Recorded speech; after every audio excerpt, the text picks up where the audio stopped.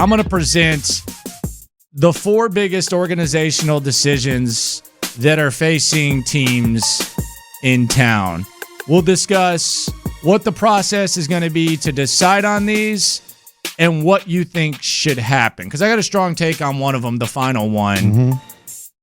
And if a team wants to take the next step, they're going to have to make this call. Let's start with numero uno. Numero uno. The QB evaluation.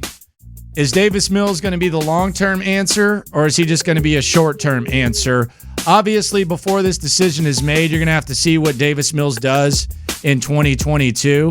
You're also going to have to factor in where you're drafting. If you have a chance to get Bryce Young, I think that decision could be easier. But if you're in kind of no man's land, you're going to have to roll the dice on someone else, like the second or third best quarterback. Would it make more sense to keep it rolling with Davis Mills? Too early to say what's going to happen. I would lean towards the Texans being in the quarterback market next year in the draft.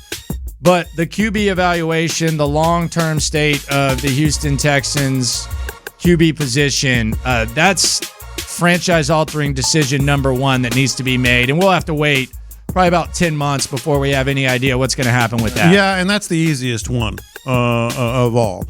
Because you're going to have to see, performance, numbers, wins, and then trust your eyes and let Nick make the call. I think it's the hardest one because there's so many variables. I think the next 3 are going to be easier. I think it's the hardest decision because there's a lot of variables. There's a lot of factors that come into play. Yeah, that's what I mean. All those things have to come into play, and you're going to say, well, take into account the number of wins, take into account his statistics. How much of it is in your view, trusting your eyes, legit or whatever.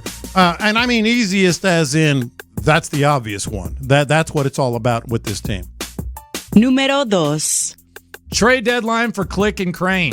We know what the Astros are right now. They're a pretty damn good ball club. We know there are weaknesses, potential weaknesses when it comes to the bullpen. The pitching's been as good as you could expect. Is that going to last? Is Lance McCullers going to come back? Do you want to do something at center field? I know that Martin Maldonado is kind of like the attaboy of the team, but can you have a catcher hitting .75 for the remainder of the season? I would love if there's an awesome catcher on the market. I know what Maldonado means, but I would love to see them go get one. It's almost gotten kind of sad. Yesterday, great play yesterday during the game. Yeah, he threw out a runner that made a bad slide. Yeah. But yesterday he gets hit in the face and he reacts quickly to try to catch it. And Blum and Callis are acting like, you would think Pudge Rodriguez threw Ricky Henderson out from his knees or something like that. Like he gets hit in the head, he tries to catch it. Oh, look at that by Martin Maldonado. They were going on for a minute about it. It's almost become kind of sad how much we try to reach for Martin Maldonado. Like a ball goes over the net yesterday. Oh, Maldonado, they're lucky that net's there. Maldonado was going to go in the stands. What are they going to do at the trade deadline is decision number 2 as I go on my tangent about the attaboy nature with Martin Maldonado. Trade deadline for Click and Crane. I think this is pretty simple. They're going to make a move. They are going to make a move in some way, shape, or form, and they're going to try to make this ball club better. How significant of a move are they going to make?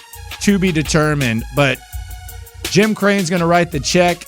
James Click's going to evaluate. A move will be made by the Houston Astros, and it could completely reshape and shift what we're saying about this ball club when it comes to being a World Series contender. And the biggest thing you have to evaluate and decide on is starting pitching. Don't look right now. Starting pitching is awesome. They've given up 3 hits in the last 19 innings. 8 runs in the 8 games during the win streak. Yeah, they've won 8 in a row, given up 8 runs, 3 hits in their last 19 innings. So bullpen, Maldonado, they have to decide, all right, where can we make that next step? Número 3. Talking about franchise-altering decisions that need to be made. Who are the Rockets going to take at the top of the draft? That's going to be determined next Tuesday when the draft order's laid out. There's names being thrown out there right now. You hear about Jaden Ivey out of Purdue, the guard, Jabari Smith out of Auburn, Paulo Banchero out of Duke, and then Chet Holmgren out of Gonzaga. I talked to someone who follows the league very, very closely, one of the best reporters in the NBA, Tim McMahon. I was talking to him the other day. He says, and I know this is a polarizing guy, and I think it's because of how he looks. He says that the scouts that he talks to, that he trusts the most, say that Chet Holmgren's the guy. Yeah. And I know he is 7 foot, 190 pounds. I know he looks skinny as hell, but he is insistent that the guys that he usually leans on the most, that have been right the most, that Chet Holmgren is the guy, and Chet Holmgren's the guy that the Rockets should take. I'm not a big fan of his at the top of the draft, but I mean, he's going at the top of the draft. He's going in the top 4 or 5. I mean, no question about it. Your number 3 ties in with number 4. Very much so. I mean, that's the question to me. And in my perfect world, I would like to have Ivy, and I want Ivy and Jalen Green backcourt. I want a speedy backcourt, and I also want to do something that is tied to number 4. Número 4. How much longer are the Rockets going to roll with this Kevin Porter Jr. That's Christian Wood bit? Yeah. They need to move on. If they want to take the next step, they need to move on from these guys. And I know there's a portion of people trying to convince themselves, Christian Wood, 17-10, and Kevin Porter Jr. talent. These guys are progress stoppers for your guys. They're in the way of Jalen Green. They're stopping Jalen Green from getting to where he wants to get. And I've also heard on pretty good authority that Steven Silas, he's a good sport. It would probably be in his best interest to get to move on from these guys as well. So whether it's Ivy or one of the bigger guys, I think if you get Ivy, you need to move on from Kevin Porter Jr. Absolutely. And I think Ivy doesn't turn the ball over, at least in college. Yeah. And that's one of the things that, drives me nuts. And Porter Jr.'s struggled with that a little bit, and that's huge. It's talk about your stopper, what you're talking about. And then Christian Wood, if you get Allo or you get Chet, you got to move on from him. But I truly believe if the Rockets are gonna get to that next level, and there's a lot of reason for optimism, that they got to get out of the KPJ Christian Wood business sooner rather than later. That's why I think this one's the toughest one. Did the Cavs miss Kevin Porter Jr., Figgy? How'd that go? No, I'm just asking. I don't know.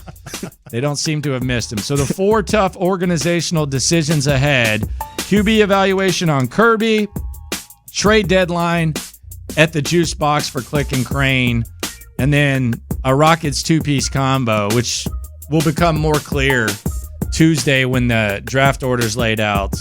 Who are they going to select at the top of the draft? What's going to be the next piece? And how much longer are we going to do this KPJ Christian Wood bit? Yeah. Where you got guys on your team that leave the game like they're at a YMCA league or something like that. You just got to, some guys are progress stoppers. Some guys get in the way.